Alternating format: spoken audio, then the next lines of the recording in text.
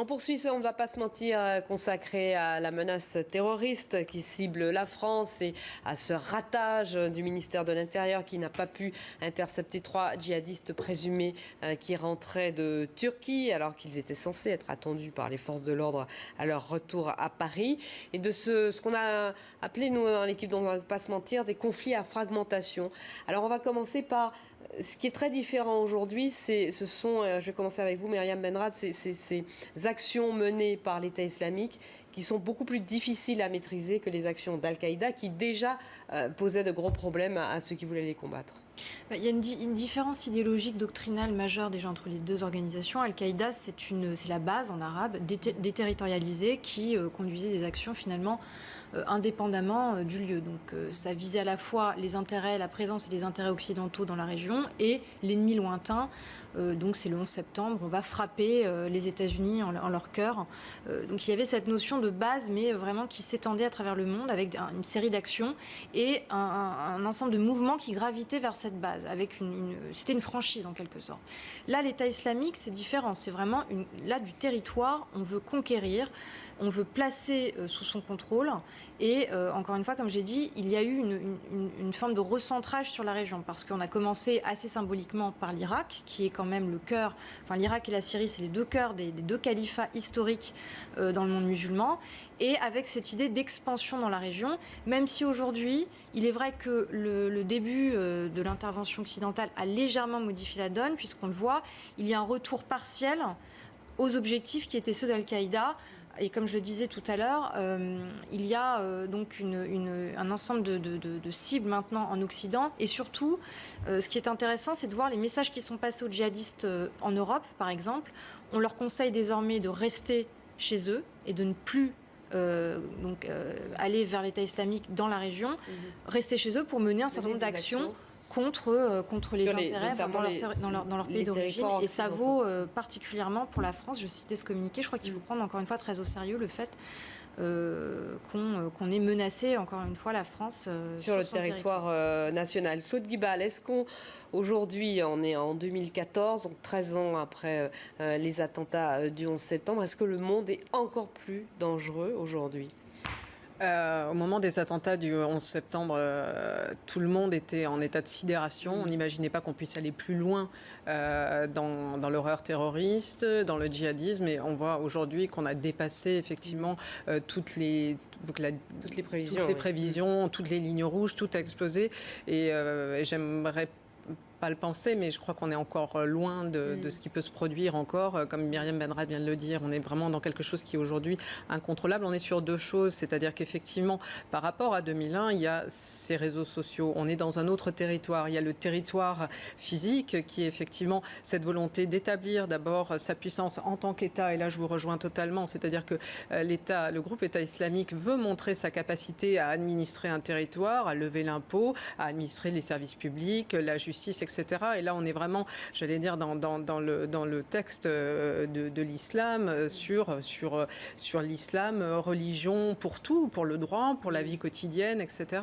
Et dans l'idée que c'est une religion et un texte universel. Donc il y a cet établissement, cet élargissement dans l'espace, Irak, Syrie, on voit la volonté d'aller vers la Jordanie, le Liban, mais aussi, comme on l'a déjà dit, ces autres califats qui sont en train de se créer dans le nord-est du Nigeria, dans le nord de la Centrafrique, au nord du Mali, la Libye qui est ce territoire gris. Donc effectivement, tout ça se rejoint. Et puis il y a Internet qui est effectivement ce vecteur de l'islam global où effectivement chacun sait que chez lui, il peut établir le califat et c'est le lieu où il peut s'exprimer. Oui. Alors on va vous entendre Nathalie Goulet et François de Rugy, mais je voudrais d'abord qu'on écoute très rapidement Manuel Valls, interrogé par nos confrères d'Europe 1 ce matin, le Premier ministre qui évoque l'explosion du nombre de personnes quittant le territoire national pour aller faire le djihad en Syrie.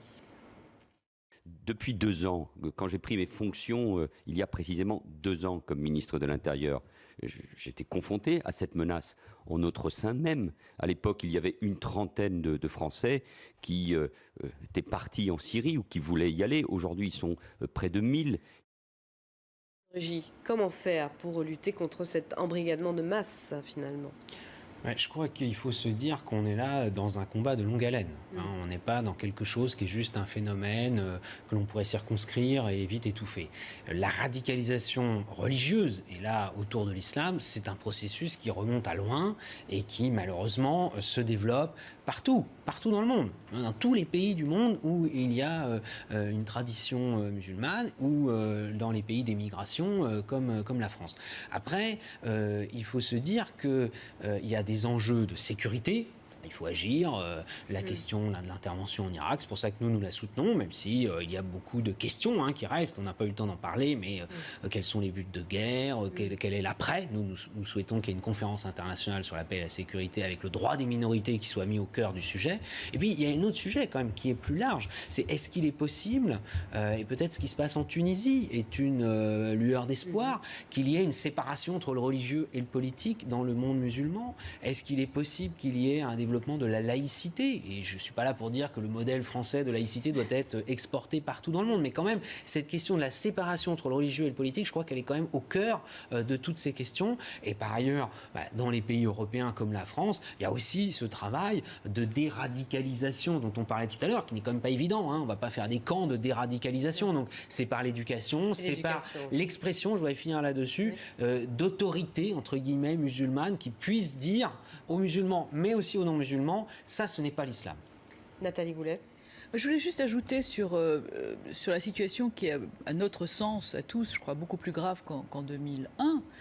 C'est que depuis 2003, l'ordre public international est mort et enterré. Avec l'intervention sans l'aval de l'ONU. Absolument. Et il faut remercier Jacques Chirac, on ne le dira jamais assez, de ne pas avoir été dans ce guêpier à l'époque. Et donc, vous aviez dans la région la Libye, État entier, compétent, la Syrie qui était en état de fonctionnement et l'Irak. Et vous savez que dans l'histoire depuis Babylone, chaque fois que Bagdad est tombé, la carte de la région a été redessinée, c'est une constante. Donc vous avez à la place de ces États des zones grises, et le fameux livre de votre collègue Gaët Minassian sur les États qui perdent le contrôle, et la création de zones de non-droit. Et c'est là qu'on en est aujourd'hui. Donc la menace est aussi liée à cette dispersion et à la disparition de pouvoir central au profit de pouvoirs tribal, plus éclaté, de pouvoir au pluriel plus éclaté et difficile à combattre. Merci à tous les quatre. On va évidemment revenir sur toute cette actualité demain à la faveur du débat parlementaire sur l'intervention de la France en Irak. On termine comme d'habitude avec une note d'humour et de légèreté dans cette actualité qui n'est pas très légère. Rien à voir avec le tweet qu'on aime, celui de Louis Calvero. Hollande annonce à l'ONU le versement d'1 milliard en faveur du climat. Eh bien, il n'est pas rancunier. Voilà, on termine sur cette note.